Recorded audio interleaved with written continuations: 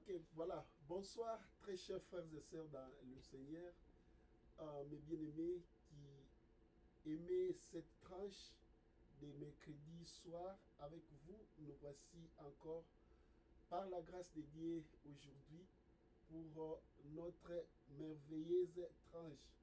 Et voilà, c'est bien votre frère, le pasteur Willy Poiti, et depuis Pennsylvanie. Et nous venons aujourd'hui mercredi 8 juin 2022 pour cette tranche de mercredi soir. Voilà, nous n'avions pas eu l'occasion de nous réunir le mercredi passé pour des éventualités qui n'étaient pas euh, à notre contrôle. Mais aujourd'hui, le Seigneur nous fait grâce pour que nous puissions encore être là. Nous les rendons grâce et nous bénissons son nom. Prions. Père bien-aimé, au nom de Jésus-Christ, nous voulons t'élever, te bénir et te glorifier encore pour cette grâce que tu nous accordes.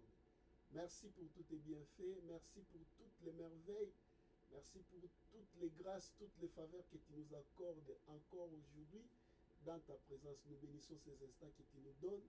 Nous voulons, Seigneur, dédier cette tranche entre tes mains, que ton Esprit Saint nous guide et qu'il nous conduise encore. Nous bénissons la parole que tu nous donnes, qu'elle soit assaisonnée de grâce et d'onction, afin que chaque fois que toutes les personnes qui auront l'occasion de l'écouter, qu'ils soient toujours édifiés et bénis. Que cette parole soit bénie et que ton onction l'accompagne au nom de Jésus-Christ. Nous avons ainsi prié. Amen. Voilà. Bonsoir encore, là où vous êtes. Et comme d'habitude, allons-y dans nos groupes et forums habituels pour, n'est-ce pas, partager au maximum cette live. Vous qui venez de recevoir les notifications, que Dieu vous bénisse. Donc, livrons-nous à cette petite, n'est-ce pas, exercice, ce petit exercice de partage par la grâce de Dieu.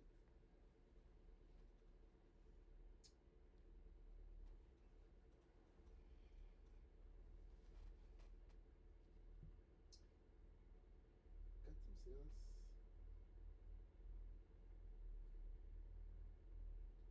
Donc, nous avons comme thème la marche dans la marche de la chrétienté, la marche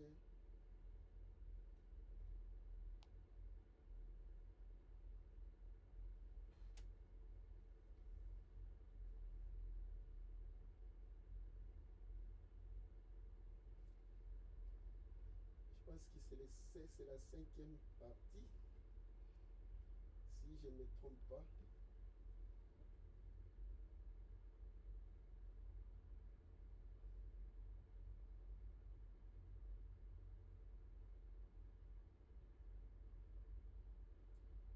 Gloire à Dieu.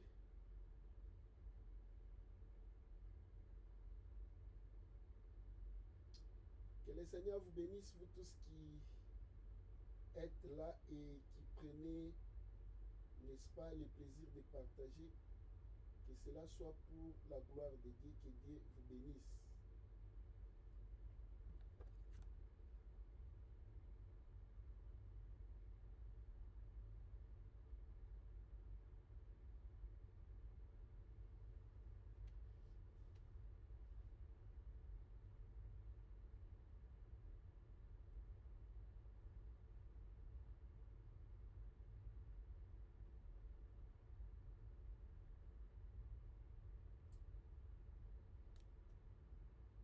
Merci à vous tous qui partagez. Que Dieu vous bénisse. Et voilà, c'est fait. Nous étions en train de parler de ce thème important qui est la marche dans la chrétienté. Et là, dans ce thème, nous sommes en train d'épingler ou de vouloir révéler, n'est-ce pas, les bienfaits ou les bénéfices que nous avons en Jésus-Christ.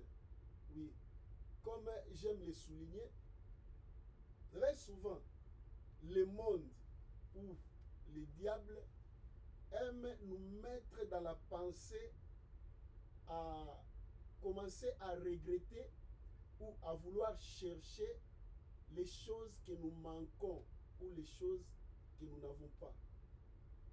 Et nous plongeons toute notre concentration, toute notre attention, n'est-ce pas, sur des choses que nous n'avons pas.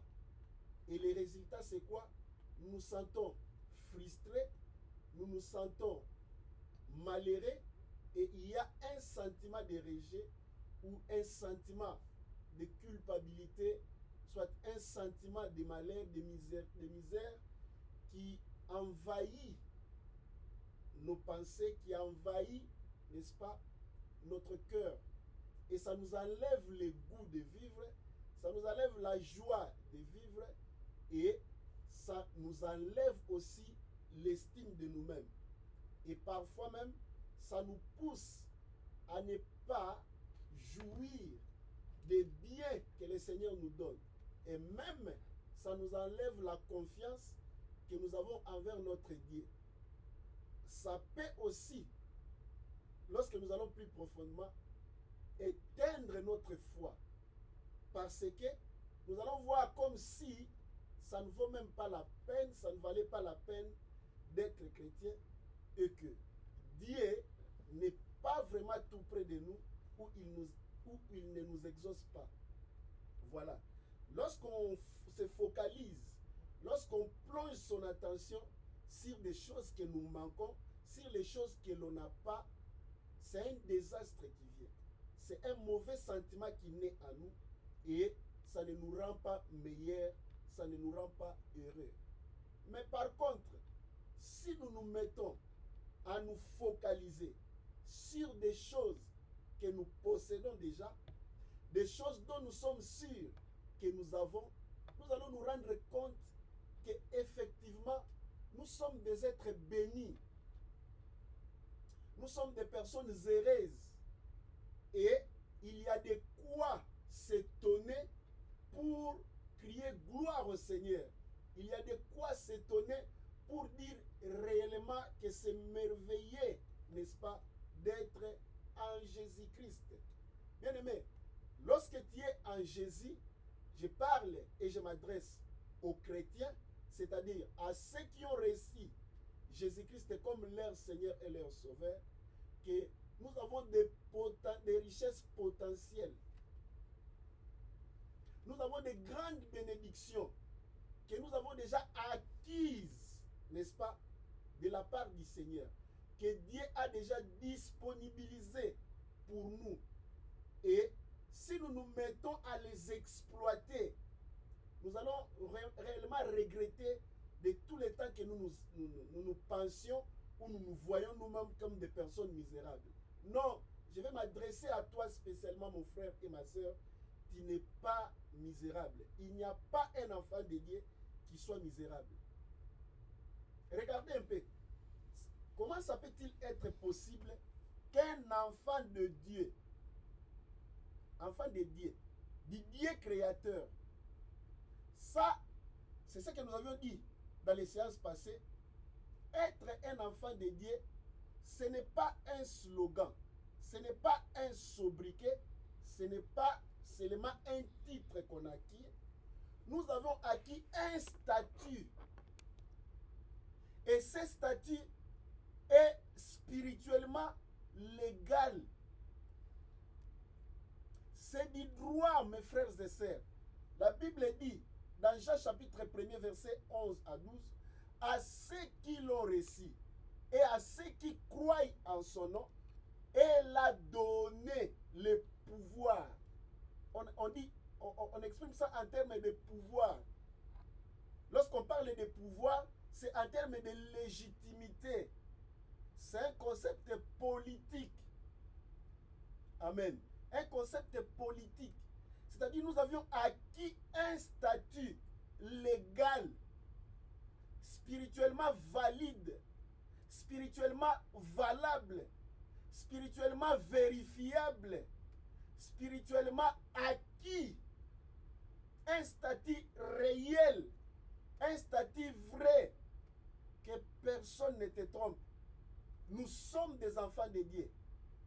L'apôtre Jean l'a si très bien exprimé, ce que nous avions dit la fois passée, dans 1 Jean chapitre 3, verset 1 à 3. Il dit, nous sommes maintenant enfants de Dieu. Nous le sommes. C'est un statut incomparable. Ce statut n'est pas compatible avec la misère. Ce statut n'est pas compatible avec la pauvreté. Ce statut n'est pas compatible avec le malheur. Parce que Dieu ne peut pas être malheureux. Parce que Dieu ne peut pas être misérable. Parce que Dieu ne peut pas être pauvre.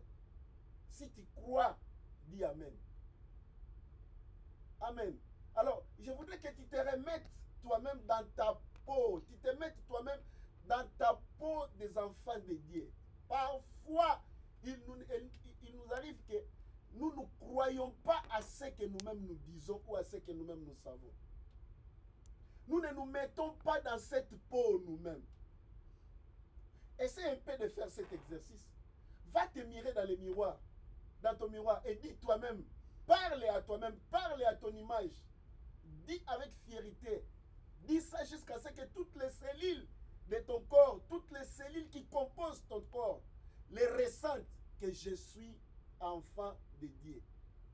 Et écoute, il n'y a rien pour lequel tu peux être fier, autant fier et beaucoup plus fier que de posséder ces statuts-là. Nous en avions parlé avec détail dans les séances passées.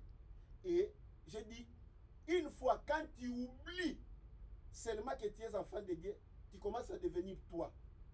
Et tu commences à te comporter comme toi. Tu commences à embrasser les réalités de ton statut charnel, de ton statut que tout le monde connaît.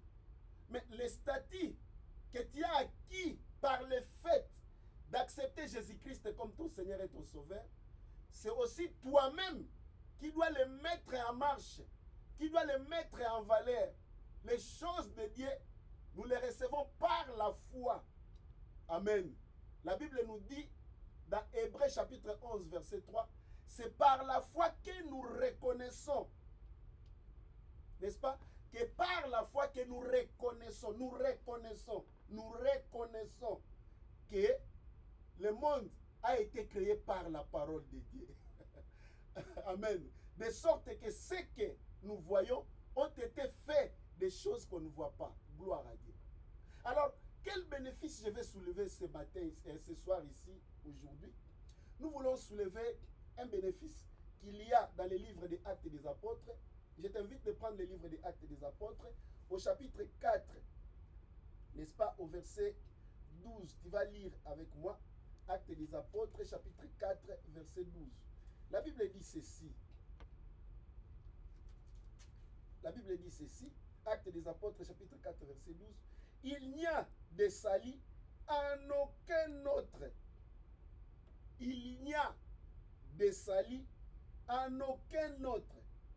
Car il n'y a sous le ciel aucun autre nom qui ait été donné parmi les hommes par lesquels nous devions être sauvés. Tu as écouté ça? Tu as lu, n'est-ce pas? Lis dans ta Bible. La Bible dit, car il n'y a sous le soleil aucun autre nom qui ait été donné parmi les hommes par lesquels nous devions être sauvés. Nous allons exploiter ces versets en long et en large, mais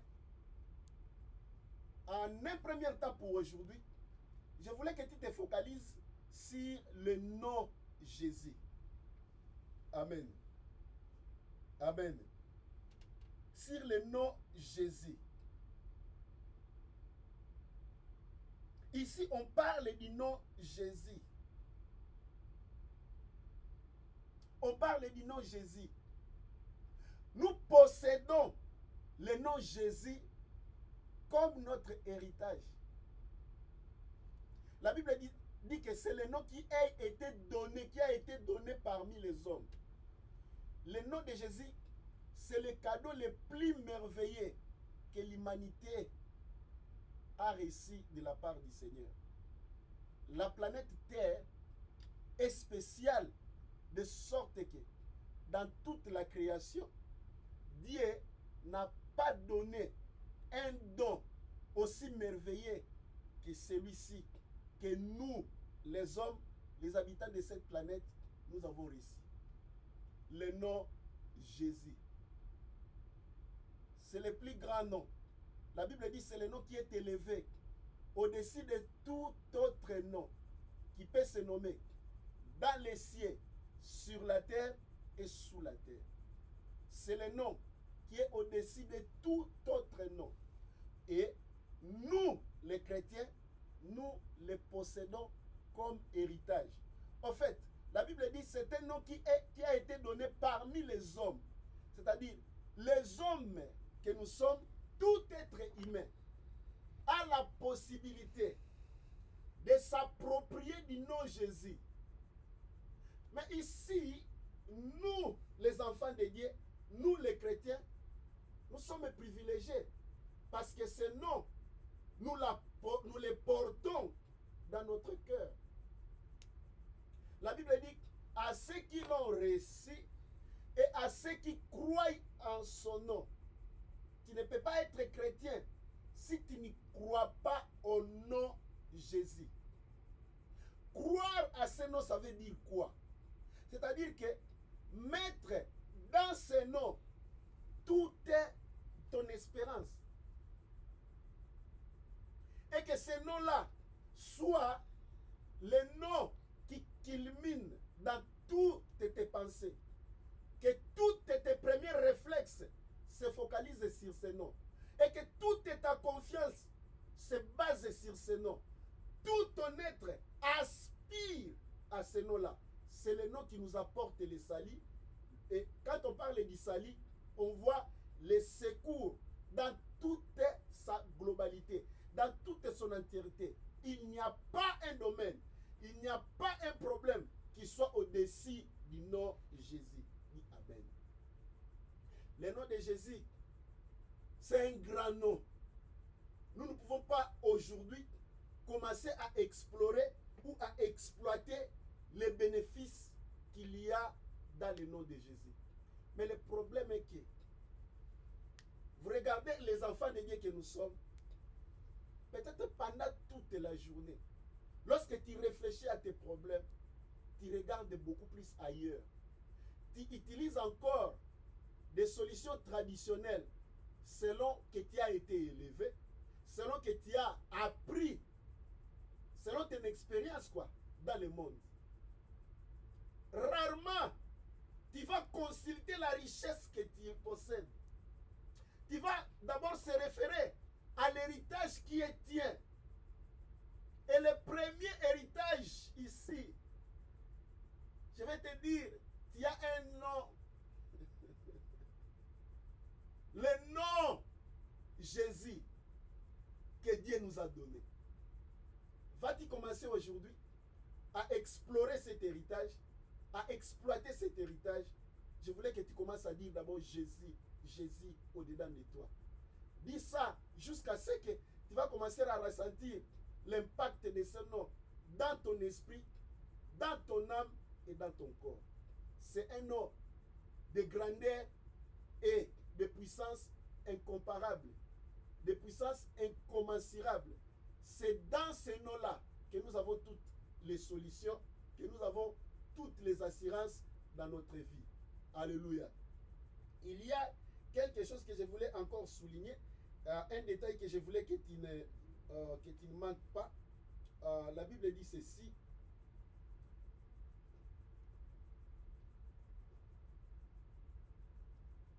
Dans le livre des Actes des Apôtres, bon, je ne voulais pas que nous puissions aller lire là-bas parce que notre temps est déjà là. Dans le livre des Actes des Apôtres au chapitre 3, tu vas lire lorsque l'apôtre Pierre et Jean entraient dans les temples, n'est-ce pas? Ils ont vu un boité qui était là dans la porte qu'on appelle Belle. Je pense que, étant qu'enfant de Dieu, tu as déjà écouté cette histoire. Qu'est-ce que l'apôtre Pierre a dit?